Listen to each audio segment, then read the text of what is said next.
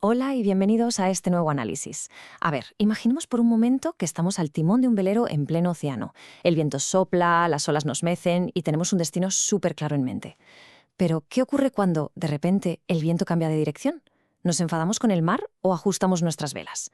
Bueno, hoy vamos a aplicar esta misma idea, pero a nuestra propia mente y existencia. Vamos a sumergirnos de lleno en una perspectiva que es francamente enriquecedora, el nuevo humanismo o siloísmo. Y como facilitadores de este enfoque, vamos a desgranar cómo se entiende aquí la libertad humana y por qué esa flexibilidad interna de la que tanto se habla no es un simple truquito de autoayuda para rebajar el estrés en la oficina. No. Es una actitud existencial absolutamente fundamental. Así que vamos a preparar nuestras brújulas internas para aprender a navegar por la vida con muchísima más claridad. Empezamos. Y para no perdernos en alta mar, este es nuestro mapa de navegación de hoy. 1. El futuro y la intencionalidad. 2. La ilusión del control. 3. Rumbo contra dirección. Y por último, 4. Superando el sufrimiento interno. 4 paradas estratégicas para entender cómo funciona nuestra conciencia. Venga, pues vamos a sumergirnos directamente en la primera sección, el futuro y la intencionalidad. Fijaos, desde el nuevo humanismo hay un error en el que caemos constantemente, y es pensar que nuestra conciencia es como una especie de cámara de seguridad, ¿no? Que simplemente se dedica a grabar pasivamente lo que ocurre en el presente o a guardar archivos del pasado. Pero qué va, no es así en absoluto. Nuestra conciencia es un viajero increíblemente activo. Siempre está en movimiento. Y su destino favorito no es el pasado, es lo que está por venir. Y aquí entra un concepto fascinante, que es la protensión. Básicamente es esa tensión constante, esa proyección incesante de nuestra conciencia hacia el futuro. Es literalmente la chispa de la intencionalidad humana. Pensemos en el simple hecho de levantarnos de la cama por la mañana. Lo hacemos proyectando qué vamos a hacer, a dónde vamos, qué queremos lograr ese día. Esa protensión es el verdadero motor que nos moviliza y que nos impulsa a transformar el mundo. Curiosamente, es el futuro lo que le da todo el sentido a nuestro presente. Y claro, aquí vemos un contraste súper interesante. Por un lado tenemos planear. Planear es un acto maravillosamente humano. Imaginar el futuro, trajar nuestros proyectos, es nuestra forma de lanzar imágenes hacia adelante para luego poder caminar hacia ellas. Pero ojo, al otro lado de la balanza tenemos la trampa. ¿Y cuál es esa trampa? Pues es cuando convertimos ese plan, que debería ser un dibujo a lápiz, en un molde de acero inoxidable. Es esa expectativa rígida y obsesiva de creer que la realidad tiene la obligación absoluta de encajar milímetro a milímetro en nuestro diseño. Y justo ahí, en ese punto exacto, es donde nos volvemos esclavos de nuestras propias expectativas. Lo que nos lleva a plantearnos algo muy serio sobre nuestro propio desarrollo. ¿Cuántas veces dejamos de disfrutar lo que tenemos delante solo porque exigimos que encaje en un molde futuro? Y esto nos empuja a una pregunta absolutamente clave en nuestro desarrollo filosófico. ¿Por qué experimentamos frustración cuando miramos hacia adelante? Pensémoslo un segundo. La frustración, en realidad, casi nunca viene del futuro en sí mismo. Viene de la fricción brutal que se produce cuando nuestra imagen mental, que es fija e inamovible, choca de frente contra lo impredecible que es la realidad. Pasamos a la segunda etapa de nuestro viaje, la ilusión del control. Hasta ahora hemos hablado de cómo nuestra mente viaja hacia el futuro. Pero ¿qué pasa con el entorno por el que viajamos? Vamos a mirar un poco hacia afuera, hacia el mundo físico y social, para entender por qué ese control estricto que tanto nos gusta tener es, al final del día, un mito. El silogismo nos habla de las leyes del proceso, y este punto es vital. Pretender que todo va a salir exactamente como lo anotamos en la agenda es directamente ignorar las reglas del juego de la vida. Vivimos en un universo y en una sociedad que son puro dinamismo. Todo, absolutamente todo, cambia y evoluciona sin parar.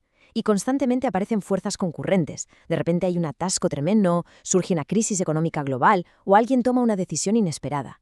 Son cosas que no controlamos y que desvían nuestros planes. Creer en el control absoluto es como asomarse por la ventana y gritarle al viento que deje de soplar. No tiene sentido. Por eso llegamos a este punto crucial. Frente a un mundo que es totalmente impredecible, lo rígido siempre acaba quebrándose. Pero la flexibilidad sobrevive. Y ojo, insisto, no hablamos de ser flexibles para no agobiarnos un martes en el trabajo. Aquí se eleva a otro nivel. Es la respuesta consciente de una conciencia que es libre. Es toda una actitud ante la existencia. Ser flexibles nos permite asimilar los accidentes del camino, absorber el impacto sin rompernos y, lo más importante de todo, sin despilfarrar nuestra energía interna quejándonos amargamente de que la realidad no es como queríamos. En esos momentos de choque hay que preguntarse, ¿nos rompemos contra la realidad o nos adaptamos para poder seguir creciendo? Y con esto entramos en la sección 3, rumbo contra dirección. Esta sin duda la distinción filosófica más potente de todo este análisis. Volvamos a subirnos a nuestro velero imaginario para verlo clarísimo. Una cosa es el rumbo y otra, muy distinta, es la dirección. El rumbo son nuestras tácticas a corto plazo, las circunstancias inmediatas, el plan del día a día. Si el viento cambia de golpe, la flexibilidad nos exige cambiar el rumbo, toca ajustar las velas rápido para no volcar el barco. Pero la dirección es nuestra brújula inquebrantable, es nuestro propósito humano profundo, nuestro crecimiento interno, nuestros valores intocables. Puede que una tormenta nos obligue a dar un rodeo inmenso, que tengamos que cambiar de rumbo 20 veces, pero nuestra dirección fundamental, ese norte vital, se mantiene perfectamente intacto. Lo que, sinceramente, nos obliga a plantearnos algo profundo.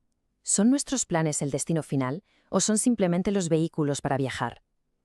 Para el nuevo humanismo, los planes específicos son solo eso, vehículos temporales que usamos para expresar nuestra dirección. Si un vehículo se estropea porque perdemos un empleo, o un gran proyecto fracasa y las circunstancias cambian por completo, una conciencia verdaderamente flexible no tira la toalla. Simplemente se baja del coche averiado, construye uno nuevo y sigue su viaje. Porque al final, lo único que de verdad importa es hacia dónde caminamos, no el medio de transporte que usamos para llegar allí. Entramos en la recta final, sección 4, superando el sufrimiento interno. En el libro El paisaje interno se subraya un principio muy evidente pero poderoso. La contradicción produce sufrimiento. Y esa contradicción nace, la inmensa mayoría de las veces, cuando nos oponemos tercamente al fluir natural de la vida, como si nos diéramos cabezazos contra un muro de ladrillo por culpa de nuestras expectativas rotas. Pero hay salida. Tenemos 3 pasos súper claros para aplicar esta flexibilidad de forma activa. Primero, registrar la realidad sin engaños, es decir, ver las cosas exactamente como son ahora, sin filtros, sin autoengaños y sin pensar en cómo nos gustaría que fueran. Segundo, preguntar cómo actuar en base a nuestro gran propósito. Y tercero, reorganizar la acción. Y aquí hay que hacer un matiz crucial. Aceptar el cambio no es resignarse. La resignación es pasiva, es dejarse hundir. La flexibilidad del nuevo humanismo es todo lo contrario, es tremendamente activa, constructiva y vital. Y para dominar de verdad esta actitud, la fuente nos regala una pregunta que es una herramienta poderosísima. Escuchad bien. Dadas estas nuevas condiciones que yo no elegí, ¿cómo actúo ahora en base a mi propósito? Es literalmente una declaración de libertad absoluta. Reconoce que no tenemos el control sobre el mundo exterior. Nosotros no elegimos la tormenta, pero al mismo tiempo reclamamos nuestra soberanía total sobre cómo respondemos y hacia dónde nos dirigimos. Y cuando logramos interiorizar esto, la recompensa emocional es gigante. Alcanzamos lo que dentro del siluismo se llama el registro de unidad. Es una sensación increíble, donde experimentamos una paz, una alegría y una coherencia interna profundísimas. Sentimos que nuestra vida tiene un sentido total, y da exactamente igual si los vientos externos nos soplan a favor o en contra. Dejamos de ser esas víctimas pasivas de las circunstancias que van rebotando por la vida. Al adoptar esta flexibilidad desde la raíz, nos convertimos en los verdaderos navegantes de nuestra existencia, capaces de atravesar la peor de las tormentas sin perder jamás nuestro norte vital. Y así llegamos al final de nuestra exploración de hoy, habiendo visto que los planes pueden y deben cambiar, que el mundo exterior es indomable y que la flexibilidad es nuestra mayor herramienta de libertad. Así que nos despedimos con esta reflexión que da para pensar bastante. Si el viento cambia hoy mismo en nuestras vidas, si esos planes a corto plazo se desmoronan por completo, ¿hacia dónde apunta realmente nuestra brújula profunda? Tomarnos el tiempo para averiguar esa dirección es el primer gran paso para poder navegar con total libertad. Ha sido una travesía de conocimiento fantástica. Nos vemos en el próximo análisis.